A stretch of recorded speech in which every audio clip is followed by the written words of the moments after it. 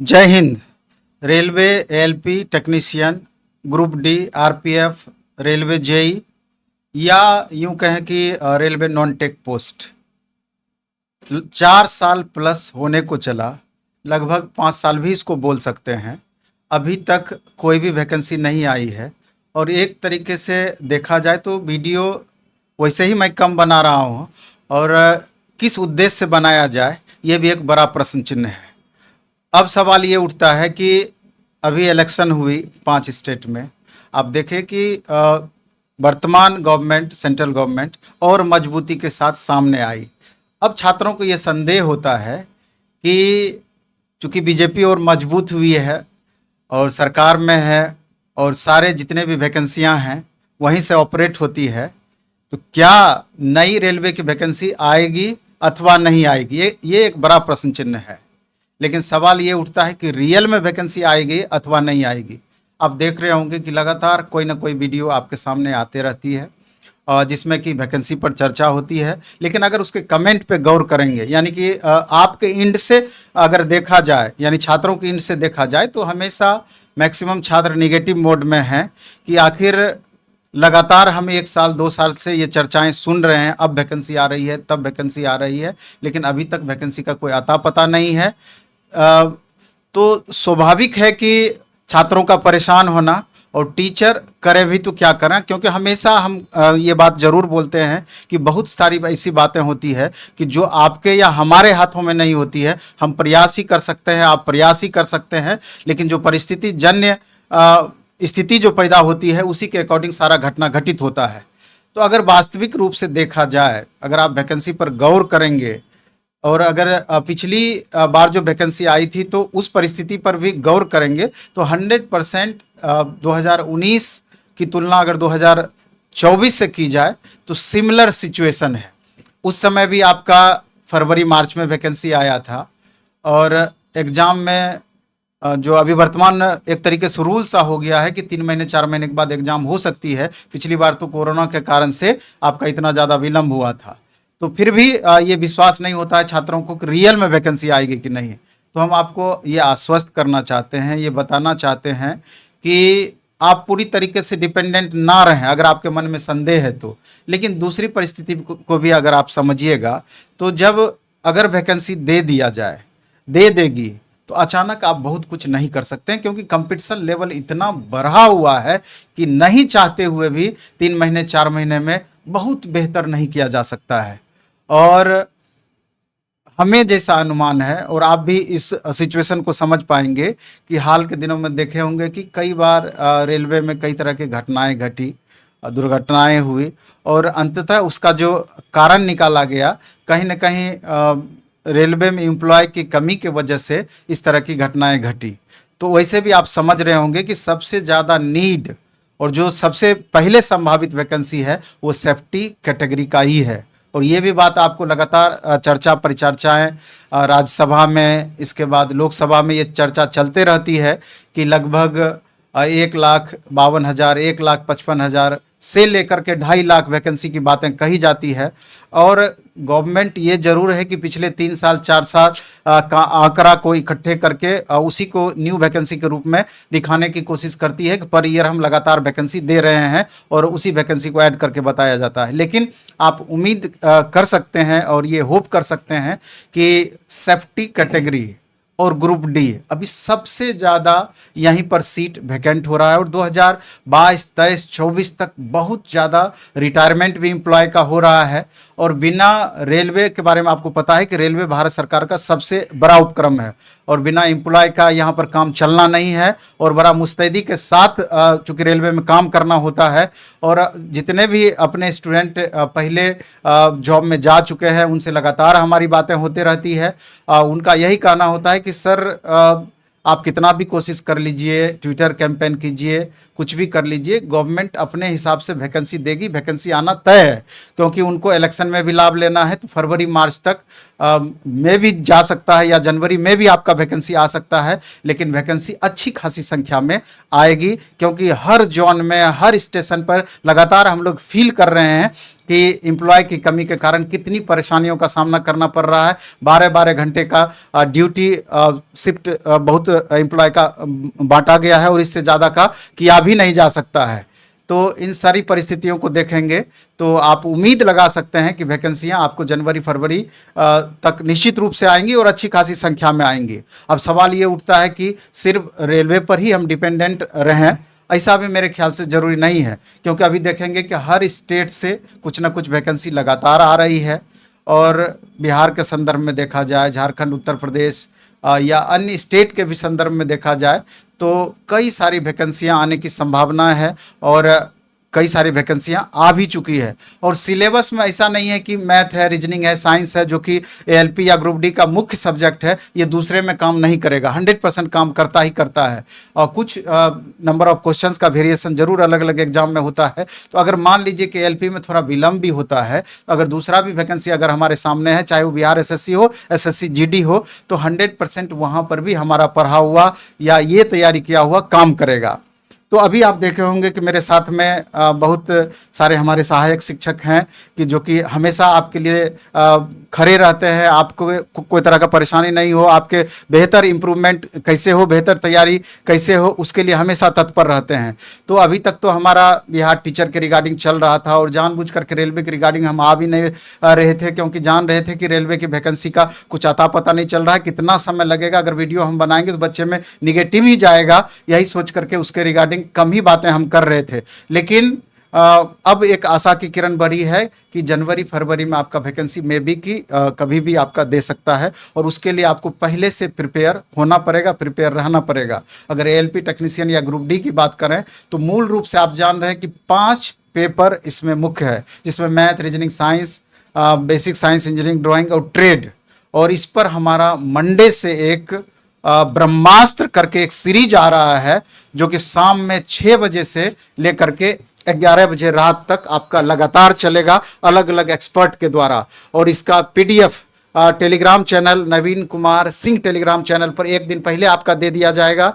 Platform bye नवीन Kumar Singh Telegram channel पर एक दिन पहले दे दिया जाएगा, उसको आप डाउनलोड करेंगे। और कोशिश हमारा रहेगा कि जैसे मैथ का ही है, एक बुक सीरीज आपको दे देंगे कि आपको पहले से पता होगा कि अमुक अमुक डेट में सर क्या कराएंगे, तो पहले से देखे हुए रहेंगे। तो मैक्सिमम स्टूडेंट इसमें ऐसे हैं जिनका पहले से पढ़ा हुआ रहेगा। थोड़ा थोड़ा करके आप प्रैक्टिस करते जाएंगे, मैक्सिमम फायदा आपको मिलता चला जाएगा। लेकिन हम चाहते हैं कि हमारे साथ इंजीनियर आशीष सर हैं, 2 बातें आपको रखें और उस सीरीज में क्या क्या चलना है ये आपको बताएं। हमारे साथ अमरजीत सर हैं मैथ के फैकल्टी, अमित सर हैं, आशीष सर हैं। तो सारे चंद मिनट आपसे समय लेंगे और अपनी बातों को समझाने का प्रयास करेंगे। और हम चाहते हैं कि पहले आशीष सर अपनी बातों को रखें। नमस्कार साथियों। न किसी राह से निकलेगा, न किसी रहबर से निकलेगा, तुम्हारे पांव का कांटा तुम्ही से निकलेगा। यानी स्पष्ट है, जब लक्ष्य हमारा है, मेहनत हमें करनी है, सफल हमें होना है, तो इसके लिए हमें आज से प्रयत्न करने के लिए भी अपने आप को तैयार कर लेना है। तो आप अपने आप को कितना तैयार कर चुके हैं यह भी जानना जरूरी है, और हम आपके लिए कितना तैयार हैं यही बताने हम आपको आए हैं। क्योंकि जो दौर है, अभी चुनावी समर आरंभ हो चुका है, और इस दौर में assistant loco pilot, technician, railway junior engineer या फिर यूं कहे तो सीनियर सेक्शन इंजीनियर बहुत बड़ा रेलवे नियुक्ति करता है। भारत का सबसे ज्यादा नौकरी देने वाला ये ऑर्गेनाइजेशन है। इस ऑर्गेनाइजेशन में एक पद पाने की लालसा निश्चित रूप से सभी छात्रों की रहती है। तो बीते दिनों अगर हम बात करें तो हम यहां पर यह जो ब्रह्मास्त्र बैच है, एक तो सबसे पहले बता दें कि इस बैच का आरंभ कोर्स बेचने के लिए नहीं हुआ है, आपकी मदद करने के लिए हुआ है। क्योंकि आप सब लोग बराबर यही कहते हैं कि फिर से कोर्स बेचने आ गए। तो साथियों, ये सच्चाई है, ये ब्रह्मास्त्र बैच है जरूर, लेकिन ये कंप्लीट फ्री है और यूट्यूब पर ये तब तक चलनी है जब तक कि हम आपको इस वैकेंसी में सफलता ना दिला दे। तो साथियों, इस बैच के अंदर आपको मैथ रीजनिंग तो होगा ही होगा, और ये मैथ रीजनिंग इसलिए महत्वपूर्ण हो जाता है क्योंकि CBT 1 और CBT 2 दोनों जगह इसका वैल्यू है। उसके बाद है आपका ट्रेड। तो मैं आपको पढ़ाऊंगा इलेक्ट्रीशियन ट्रेड, और ये इलेक्ट्रीशियन ट्रेड का जो समय होगा ये शाम 6 से 7 PM के बीच में प्रतिदिन लाइव क्लासेस चलेंगी। तो आप ध्यान रखेंगे, 6 से 7 PM प्रतिदिन लाइव क्लासेस होंगी इलेक्ट्रीशियन ट्रेड थ्योरी की। और यह जो इलेक्ट्रीशियन ट्रेड थ्योरी की क्लासेस होंगी सबसे बड़ा सवाल जिसमें छात्र कंफ्यूज करते हैं वो मैं बता दूं, यह इलेक्ट्रीशियन ट्रेड थ्योरी इतना महत्व रखता है, अगर आप इसमें क्वालिफाई नहीं करते हैं तो निश्चित रूप से आपके CBT 2 की पार्ट ए की कॉपियां ही नहीं जांची जाएगी, यानी आप पूरी तरह से रेस से वहीं पर बाहर हो जाते हैं। इस कारण से आपको इसे कंटिन्यू देखना बहुत आवश्यक है। उसके बाद दूसरी बात, जैसा सर अभी चर्चा कर रहे थे वैकेंसी के संभावना की, तो मैं एक बहुत महत्वपूर्ण बात बता दूं कि जब भी कभी गवर्नमेंट की वैकेंसी आती है तो इंटरनल वैकेंसी को पहले क्लियर किया जाता है, फिर जाकर एक्सटर्नल की होती है। तो इंटरनल जो GDC की वैकेंसी आई थी उसका एग्जामिनेशन 15 दिसंबर को होना है निश्चित रूप से। तो मैं आज के वीडियो के माध्यम से GDC के परीक्षार्थियों को भी उज्जवल भविष्य की शुभकामनाएं देता हूं कि वो जरूर सफल हो जाए, प्रमोट होकर के असिस्टेंट लोको पायलट टेक्नीशियन जितने भी पदों पर वैकेंसी आई थी उसमें वो सफल हों। और अब यहां पर मैं आता हूं कि जब इंटरनल वैकेंसी को रेलवे क्लोज कर रही है तो अब 75% जो एक्सटर्नल वैकेंसी बची है उसी पर रेलवे का पूरा फोकस है। यानी निश्चित रूप से इस बात में कहीं से कोई संदेह नहीं पैदा होता है कि एक्सटर्नल वैकेंसी में अब लेट होगा। अब जब लेट नहीं होगा तो हम भी लेट करना नहीं चाहते हैं, तो प्रतिदिन मंडे से हम लोग आपके बीच हैं 6 से 7 PM में, और इलेक्ट्रीशियन ट्रेड की क्लास में जुड़ेंगे। जिन बच्चों ने ITI इलेक्ट्रीशियन से किया है, जिन्होंने ITI वायरमैन से किया है, जिन्होंने ITI इंस्ट्रूमेंट मैकेनिक्स से किया है, जिन्होंने ITI आर्मेचर वाइंडर ट्रेड से किया है, साथ ही साथ बीटेक और डिप्लोमा जिन्होंने इलेक्ट्रिकल इंजीनियरिंग से किया है, उन छात्रों के लिए भी यह क्लासेस होंगी। साथ ही साथ इलेक्ट्रॉनिक मैकेनिक के जो साथी होंगे या इलेक्ट्रॉनिक्स इंजीनियरिंग के जो छात्र होंगे उनके लिए भी हम यहाँ पे क्लासेस देंगे। और ये क्लासेस आपको क्वेश्चन के फॉर्म में होगा।